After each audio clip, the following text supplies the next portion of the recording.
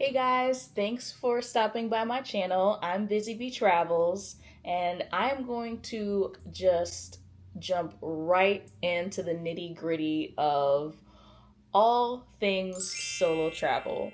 When it comes to solo travel, I have been traveling solo for about 2 years now. Now, I'm going to be specific and say international solo travel. I have been to Portugal, Argentina. I've been to 5 places: Portugal, Argentina, Panama, Australia, and Aruba. Okay, so 5 places, and I want to talk about how I gained the courage to solo travel, in addition to some tips that I think help me and will ultimately help you if you are planning to solo travel. So today I am going to be talking about advice as to how you can get out there and finally have your freedom to travel by yourself. And with that, I am going to use the acronym SOLO. So hopefully, you will be able to remember these 4 tips that I am going to give you. Now, let's start off with the S. And the S is for selecting a destination. When it comes to figuring out how to select a destination, you can either go the domestic route. Now, I'm speaking to my people based in the US. I'm speaking to everybody, but domestically, I'm talking about travel throughout the United States, okay? So you can travel either domestically or internationally out of the United States. When it comes to domestic travel, you can do something as simple as a road trip within your own state. In addition to that, you can go to neighboring states. So I am based in the Chicagoland area, and with that, I could easily go to cities that are a couple hours away. That could be Lake Geneva, that could be Rosemont. It doesn't even have to be somewhere that is super super far, but if you're going alone, you want to experience a new place, definitely in state would be very great place to start. Now, what you can do on the flip side is taking a road trip to another state that is close by. If you don't like driving, you don't have to drive. I'm a driver. I love driving. I love commuting. I've been commuting and taking road trips for quite some time. With that, you would be able to go, me being based in the Chicago, Illinois area, I could go to states like Wisconsin, Michigan, Minnesota, places that aren't too far away, but again, an experience so that you can go and travel by yourself, which may be daunting, but at the same time, I feel like domestically you may feel a little bit more at ease, but it's a great starting point.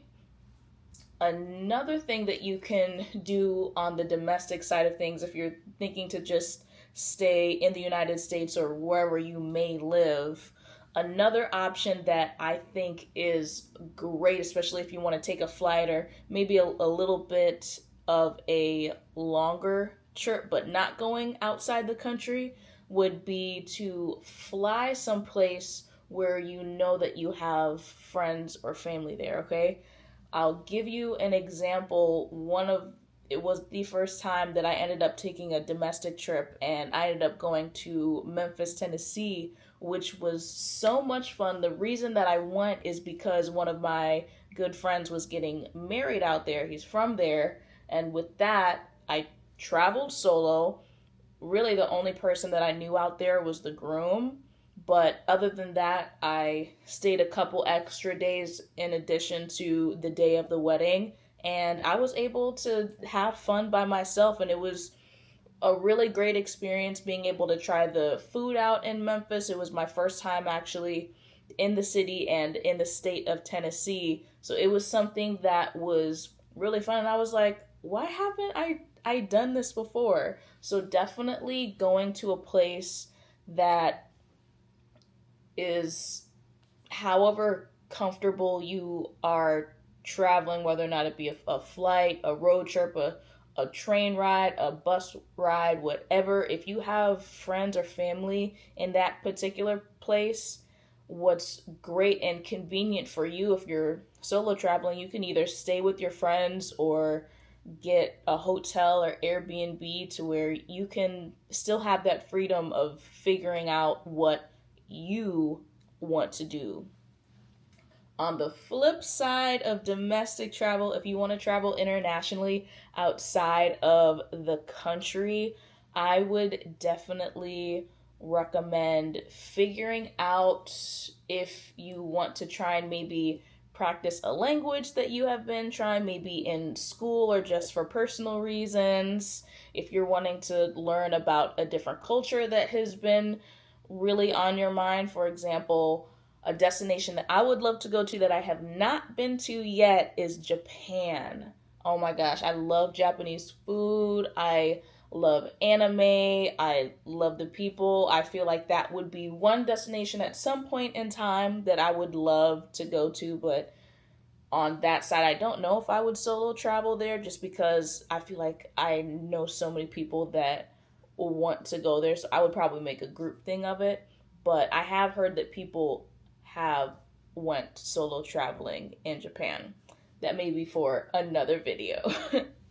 Now, another thing, especially for us solo women travelers, when selecting a destination, I would look into the safety of being in that particular place. I know, at least for me, in choosing the different places that I have gone to on the international side of things, I made sure to do a lot of research and just see where people felt safe as solo travelers, especially being a female in another place. That is something that was definitely at top of mind for me, just because I'm honestly one of those people that gets a little bit nervous and anxious. I'm always vigilant, so I'm looking over my shoulder just making sure that I am good, but at the same time, I think your safety level is something definitely to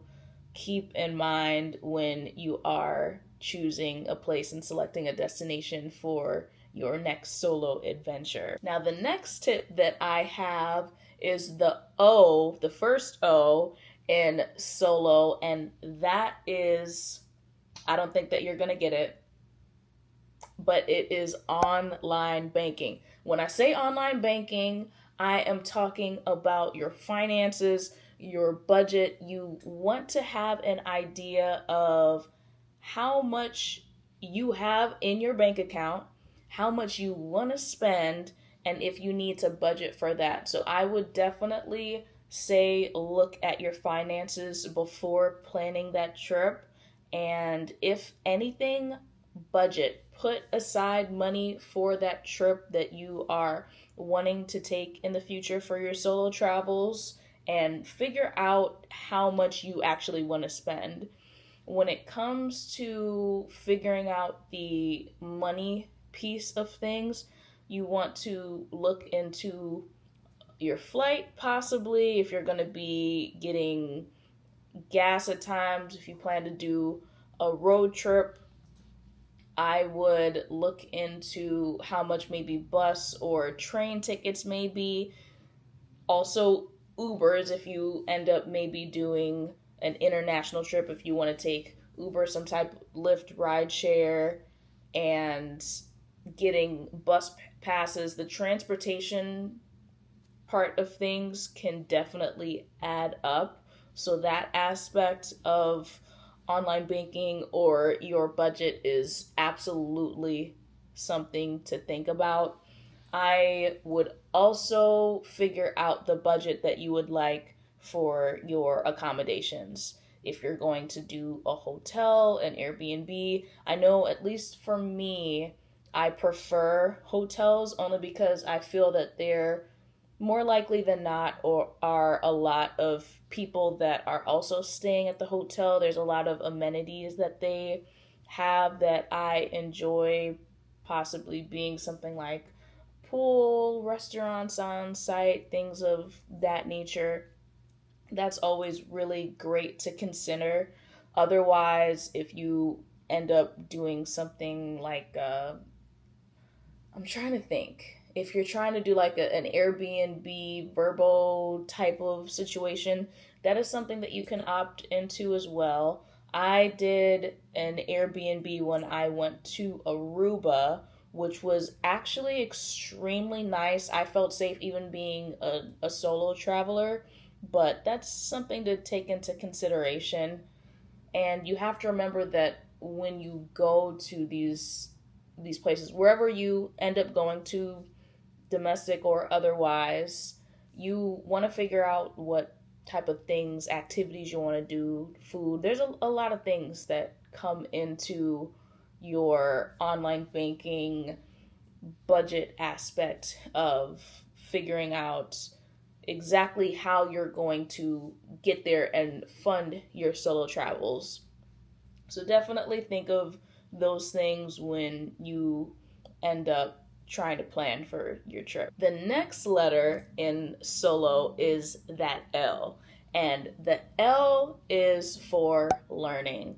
Learn, research the destination that you are going to. It's super, super important to figure out when it comes to the safety of things and things that you need to do. So one thing that I always do when I figure out a destination that I want to go to is looking into the travel advisories. That's something like level one, level two. Typically, they really don't have any type of restrictions when it comes to traveling. It's really just a warning to travelers in terms of things that may be going on in the area, right? So with that, I always am cognizant of the travel advisories, and with that, it does take you to the country's website if you do plan to travel international. That's something that I do end up looking at every time I'm traveling internationally. So that does help. Going on to the tourism boards website, a lot of times both the city and the either country or state has a lot of resources and gives you step by step exactly what is needed if you are planning to travel. So it'll tell you if you possibly need for international travel vaccinations, if you need to get any shots before going to a particular place, if you need a visa, that's something else that you'd have to figure out that you need to put into your budget as well. Um, but I think just doing your due diligence and making sure you're up to date of the things that are going on within the country or the state. Sometimes there's laws that are a little wonky that you may not be aware of unless you don't know what you don't know, but I definitely recommend doing your research and learning about the place that you're going to. When it comes to learning, I feel especially when you're in the destination that you end up going to, especially as a solo traveler, you learn a lot about yourself.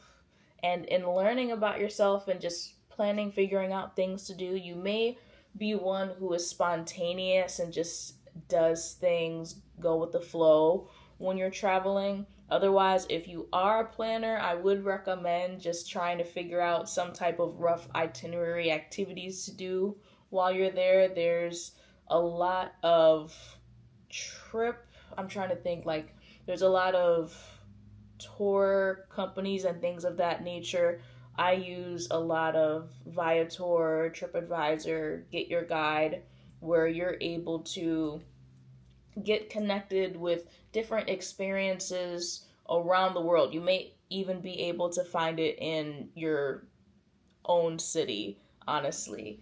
But I really do love those experiences where you can not only experience that place but meet new people. There are instances when you're solo traveling where you do want to connect with others. So being able to figure out activities to do where you may also be with other folks. A big tip that I would say, especially when traveling internationally, it's really not within the United States, but free walking tours. Okay, there are free walking tours that you can look up online, and the only caveat is that you should be tipping your tour guides.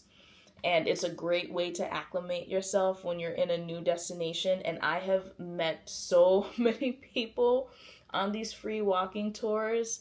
It's such a great experience. So, highly, highly recommend around the world looking into free walking tours if you do have some time there. But when it comes to the learning aspect of solo travel, learn about yourself and figure out what you want to do on your travels. It's something that can be so empowering. And when you're on the trip, you can figure out, oh my gosh, I have all of this time to myself.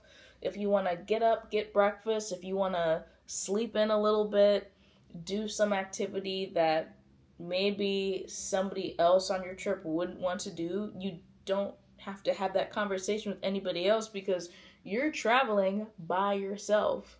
So it's such a great way to just enjoy your freedom, your free will. So definitely, definitely do that research if you do have the time. And in that research as well, it ties back to the O of solo travel, that first O, which is online banking in the budget scheme of things. When you do end up planning and figuring out, at the very least, a rough itinerary, you're able to put aside that money in your budget so you know exactly how much you are going to spend. The last O of solo with this acronym, with our tips for the day of solo traveling, is open minded. You want to be open minded when you are taking your trip solo. When I first went to the destination that I chose, first and foremost, international traveling, I ended up choosing Portugal. When it comes to Portugal, I went to Porto for the first time. That was the first place that I went in the country. I was also interested in Lisbon, but I was like, you know what? I think that this is a great opportunity for me to go to a place that is known for their wine. Their port wine is so, so good and sweet, and oh my gosh, it has a very high percentage of alcohol in it. Okay, I'm gonna just put that out there. If you have not had port wine before, it is very different from your typical like red and white wines, but port wine was very good. Anyway, I digress. When it comes to being open minded, I was very nervous and I wouldn't say afraid, but there was just a little bit of anxiety before my first solo trip. But I knew in my research and looking online on social media platforms and everything that Portugal would be a good place, especially for me as a solo traveler, to travel to. It was a nice little overnight flight when I ended up getting in, but ultimately, I knew if I wanted to just have that freedom of starting to travel solo, especially on the international trip, I had to be open minded. I had to make sure that I was okay with the fact that I wasn't going with anybody else on my travels. I was going with myself. I didn't have anybody else to depend on. I wasn't going with family, I wasn't going with friends, I did not go with my boyfriend. So, in that regard, I made sure that I had to depend on myself for everything. And I am one who likes to plan and organize. So I had to be very ready for it. And there was a time when something just switched, like, I am ready to go. I'm a full time travel content creator. I didn't have to wait for anybody to get that trip in. It was so great. I didn't have to put in PTO. I was very flexible with my schedule, and finally, I was able to just book that trip. I think that I booked my trip to Porto maybe like a week or two before I actually like set out. So I was able to do my research. I became open minded. I knew exactly what I wanted to do. I booked my activities, and here we are, 5 international trips in. But I think being open minded, some of us may be people who meditate, try and just woosah when it comes to just visualizing that destination that you want to go to, whether or not that be domestic, somewhere within the United States, or somewhere internationally. It's definitely a game changer when you bet on yourself and just say, you know what, I've been wanting to take a trip and nobody has wanted to go with me. Nobody has expressed interest. I've told my girls or my friends that I want to go, and nobody has ended up, for lack of a better term, pulled the trigger on this trip. I am no longer going to wait for anybody else but myself to travel. If I want to go someplace and people are not saying yes or anything when it comes to joining me, I need to not be afraid and just go. I think another way that you can definitely become open minded with going to a destination is learning from people that you know. Knowing that there are people that have maybe gone to a state that you're interested in going to, if somebody is from that particular place, if somebody lives there now, it's a really great way to kind of calm your nerves, learn more about that place. Maybe people have recommendations for you to go to a particular location and learn about that destination. But I find being able to get suggestions from people that have already experienced it can definitely help calm your nerves when you're going to a new place. Facebook. Facebook is another great place where you can actually connect with people when it comes to international or otherwise. There's affinity groups where you can see that other people like you may be traveling or live there. So those Facebook groups can be really great resources for you to use as well. Something else that I'll mention is whenever I travel internationally, I always enroll in STEP. STEP, I'm trying to think. Okay, I STEP is the Smart Travel Enrollment Program. Okay, give me a second. Let me just double check what that is.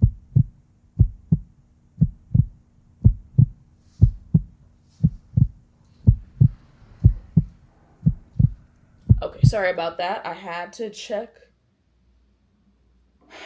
my phone real quick. Let's see.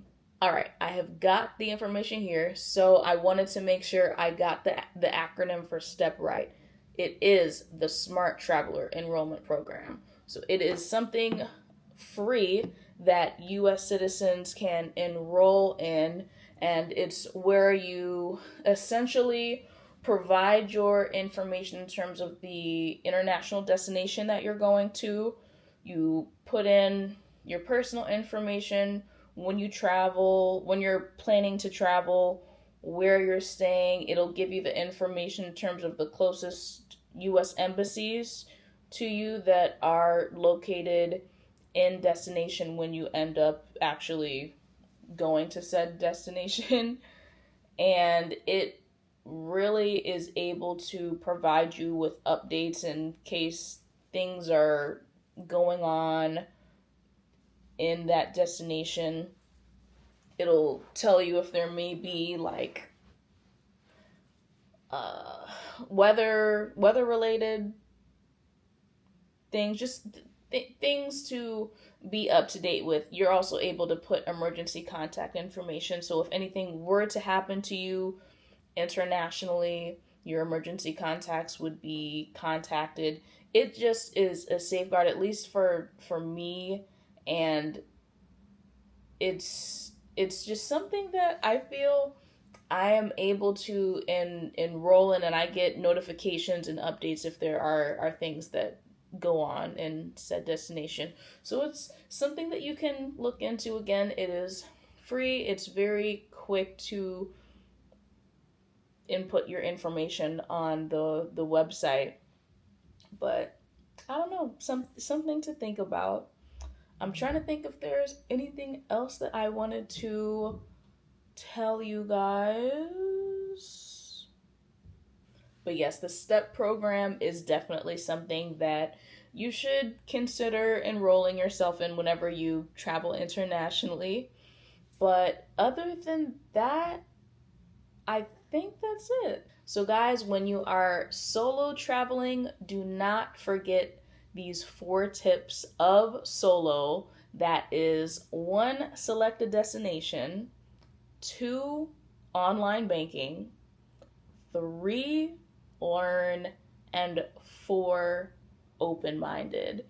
Those are some quick tips and advice for you for your next solo travels. If you haven't already, I do have some videos that I have posted on my channel of my adventures in Australia, Panama. I have Argentina as well that I have traveled to solo. So to kind of get your gears turning, especially for us solo female travelers. And if you haven't already, make sure to like and subscribe. Comment if you do have any questions about solo traveling. And thanks for watching.